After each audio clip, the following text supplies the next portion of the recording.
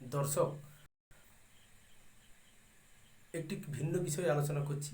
শেখ হাসিনার ভারতে আগমন এবং ভারত সরকারের সঙ্গে বর্তমান যে বাংলাদেশের অন্তর্বর্তীকালীন সরকার রয়েছে তার সঙ্গে কীরকম সম্পর্ক আবর্তিত হবে, এটা নিয়ে আজকের এই প্রতিবেদনটা শুরু করার আগে বলছি, হাসিনা ভারতে আগমনের হওয়ার পরে ভারত সরকার যেটা চেষ্টা করেছিল, আগামী দিনের হাসিনার গন্তব্য কোথায়, হাসিনা কি করবে, হাসিনা কি ইউএস এবং ইউকেতে যাওয়ার চেষ্টা করবে।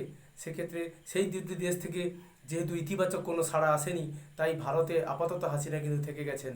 কিন্তু এই হাসিনা ভারতে থাকা এবং ভারত বাংলাদেশে যে অশান্তি এবং হিংসা, লুটতরাজ, অগ্নিসংযোগ, সেটা কিন্তু সমানে এখনও পর্যন্ত চলছে। কিছুটা কমার পরেও কিন্তু এখনও এটা চলছে। এটা একটা তাৎপর্যপূর্ণ বিষয়। এবং আগামী দিন অন্তর্বর্তীকালীন সরকারের যিনি প্রধান হয়েছেন ডক্টর ইউনূস, তাকে আমাদের ভারতের প্রধানমন্ত্রী নরেন্দ্র মোদী যে শুভেচ্ছা বার্তা পাঠিয়েছেন সামাজিক মাধ্যমে, এবং তিনি এটাও পরিষ্কার করেছেন যাতে আগামীতে বাংলাদেশে ঘটে চলা যে হিংসা, যে অগ্নিসংযোগ বা যে ব্যাপক লুটতরাজ যাতে বন্ধ হয়, তার জন্য কিন্তু মোদি ইউনিসকে বার্তা দিয়েছেন যাতে ওখানকার সংখ্যালঘু সম্প্রদায়ের মানুষের স্বার্থ সুরক্ষিত হয়।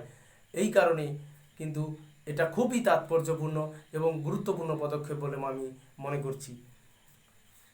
এবং শেখ হাসিনাকে যদি ভারত আশ্রয় না দিত, সেক্ষেত্রে কিন্তু এখন হয়তো সীমান্ত বাণিজ্য বা প্রতিবেশী দেশে ঘটে চলা যে হিংসা, এগুলো নিয়ে কিন্তু আলোচনা হতো, সীমান্ত সুরক্ষার বিষয় এটা নিয়ে আলোচনা হতো। কিন্তু দেখা যাচ্ছে এই আলোচনাগুলো বর্তমানে কিন্তু হচ্ছে না, কারণ হাসিনা ভারতে থাকার কারণে। ভারত সরকার হাসিনাকে নিয়ে কী পদক্ষেপ নেবে?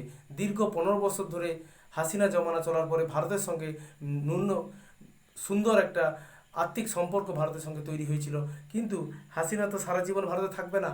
সেই সূত্রে বাংলাদেশের যে অন্যান্য যে রাজনৈতিক শক্তিবর্গ, তাদের সঙ্গে কিন্তু ভারতবর্ষের খুব একটা রাজনৈতিক লেনদেন বা আদান প্রদান কিন্তু নেই। সেক্ষেত্রে অন্তর্বর্তীকালীন সরকার এবং পরবর্তী যারা শাসক দল হবেন, তাদের সঙ্গে ভারতবর্ষের সম্পর্ক কোথায় যাবে, সেখানে যদি হাসিনা ভারতবর্ষে থাকে, সেই বিষয়ে পর্যালোচনা করার জন্য ভারতবর্ষ কিন্তু এক উচ্চ পর্যায়ের কমিটি গঠন করেছে, যে কমিটির মাধ্যমে সেই কমিটি সীমান্ত সুরক্ষা, ও দেশে ঘটে চলা হিংসা এবং লুটতরাজ যাতে বন্ধ হয় সেদিকে তীক্ষ্ণ নজর রেখে চলছে, এবং মোহাম্মদ ইউনূস ও সেনাপ্রধানের সঙ্গে সামগ্রিকভাবে যোগাযোগ রেখে চলার চেষ্টা করছে। আরেকটি তাৎপর্যপূর্ণ বিষয়, মোহাম্মদ ইউনূস যেভাবে দেশবাসীর উদ্দেশ্যে বার্তা দিয়েছেন, যে আপামর মানুষজন এবং দেশবাসীর কাছে একটাই আবেদন রেখেছেন, বাংলাদেশে কোনো আর হিংসা, অশান্তি, অগ্নিসংযোগ, লুটতরাজ যাতে, কারণ সবাই আমরা বাংলাদেশি, প্রত্যেক বাংলাদেশি আমার ভাই, এবং সবাই যাতে দেশে সুরক্ষিত থাকে সেই দিকটা চূড়ান্ত করার দায়িত্বটাও কিন্তু আমাদের। এটা ইউনিসের পক্ষ থেকে ঘোষণা করা হয়েছে। এটা যথেষ্ট ইতিবাচক এবং উল্লেখযোগ্য দিক বলে আমার মনে হয়, কারণ মোহাম্মদ ইউনূস একজন অর্থনীতিবিদ। তিনি যদি সংখ্যালঘুদের দায়িত্ব নেন, সংখ্যালঘুদের নিরাপত্তা প্রদান করতে পারেন, এটাই তো অন্তর্বর্তী সরকারের একটা প্রধানতম দিক। যেভাবে দেশের সম্পদ, দেশের লুটতরাজ এবং দেশের অগ্নিসংযোগের মাধ্যমে যেভাবে সম্পদকে পুড়িয়ে ফেলা হচ্ছে, সেই স্থিতাবস্থা রাখাটাই কিন্তু বর্তমানে মোহাম্মদ ইউনূসের কাছে একটা চ্যালেঞ্জ, এবং আমাদের মনে হয় উনি নিশ্চিত সফলতার সঙ্গে সে কাজটা করতে পারবেন বলে আমরা আশা রাখতে পারি।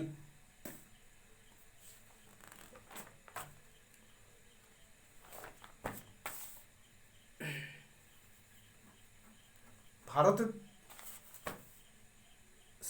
এবং আরেকটি জিনিস খুব গুরুত্বপূর্ণ, যেটা রাজনৈতিক পট পরিবর্তনের ক্ষেত্রে একটা আলোচ্য বিষয় বলে মনে হচ্ছে, বিএনপির চেয়ারম্যান খালেদা জিয়ার ছেলে তারেক রহমান, তিনি কিন্তু দেশে ফিরছেন, এবং সেই সঙ্গে ভারতে রাজনৈতিকভাবে আশ্রয় নেওয়া শেখ হাসিনার পুত্র, বর্তমানে লন্ডন আমেরিকা প্রবাসী সজীব ওয়াজেদ জয়, তিনি কিন্তু সংবাদ সংস্থা পিটিআইকে অনেকগুলি সাক্ষাৎকার দিয়েছেন। যে সাক্ষাৎকারগুলো দেখা যাচ্ছে যে তিনি বিভিন্ন সময় বলছেন, আর আমাদের পরিবার বাংলাদেশে ফিরবে না, আবারও কখনো মতামত পরিবর্তন করে আবার সাক্ষাৎকার দিচ্ছেন যে না, আওয়ামী লীগের এত নেতা নেত্রী, তাদের উপরে যে বিদ্বেষমূলক, তাদেরকে রক্ষা করার জন্য আমাদেরকে দেশে ফিরতেই হবে এবং আমাদের অবশ্যই তাদেরকে রক্ষা করতে হবে। তার জন্য যদি আমাদের নির্বাচনে যেতে হয় আমরা অবশ্যই সেখানে লড়ব। অতএব এখানে সজীব ওয়াজেদ জয় যে ধোঁয়াশা রেখেছেন, সে ধোঁয়াশা কিন্তু এখনও তিনি কাটাতে পারেননি।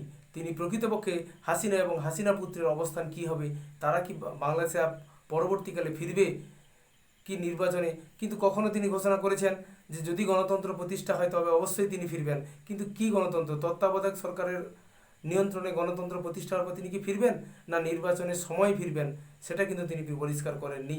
এখানে হাসিনার ভারতে থাকা মূল যে দিকটাই ভারতবর্ষের যারা রাজনৈতিক প্রশাসক হিসেবে রয়েছেন তাদের কাছে খুব গুরুত্বপূর্ণ হয়ে দাঁড়িয়েছে। হাসিনার ভারতে থাকা অবস্থানটা তত্ত্বাবধায়ক সরকার কেমনভাবে নেবে এবং তার উপরেই কিন্তু নির্ভর করছে দ্বিপাক্ষিক সম্পর্ক এবং সুস্থিতিশীলতা উপরে নির্ভর করছে যে অন্তর্বর্তী সরকার এটাকে কিভাবে নেবে। আমরা সর্বজন বিদিত একটা বিষয় জানি, মোহাম্মদ ইউনূসের সঙ্গে হাসিনার কিন্তু সম্পর্ক অত্যন্ত ভালো এবং নিবিড় নয়, সেখানেও কিন্তু একটা সম্পর্কের শীতলতা রয়েছে।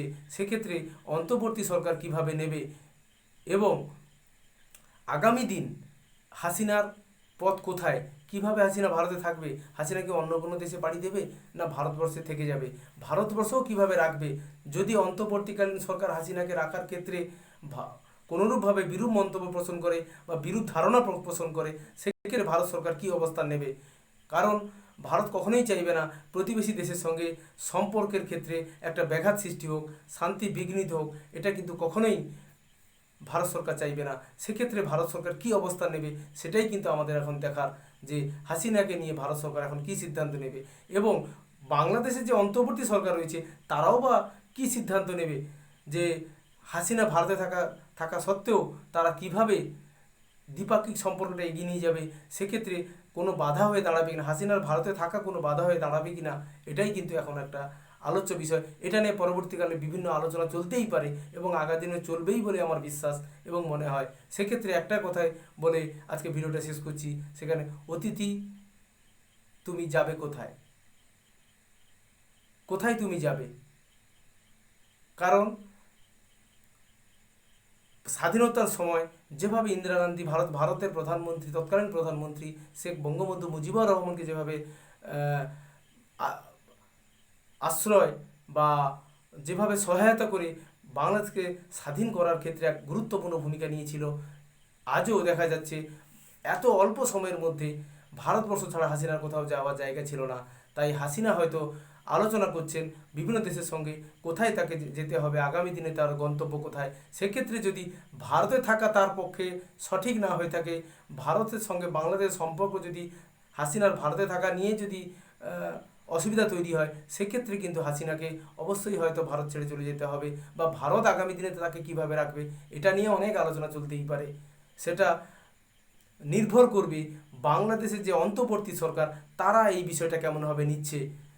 অন্তর্বর্তী সরকার হাসিনা ভারতে থাকার জন্য কি ডিসিশান নিচ্ছে বা কি সিদ্ধান্ত নিচ্ছে, ব্যাপারটাকে ভালোভাবে নিচ্ছে কিনা, তার উপরে কিন্তু হাসিনা ভারতে থাকা এবং না থাকা বা অন্য কোনো দেশে চলে যাওয়া, এটা সম্পূর্ণ নির্ভর করছে বলে আমার মনে হয়।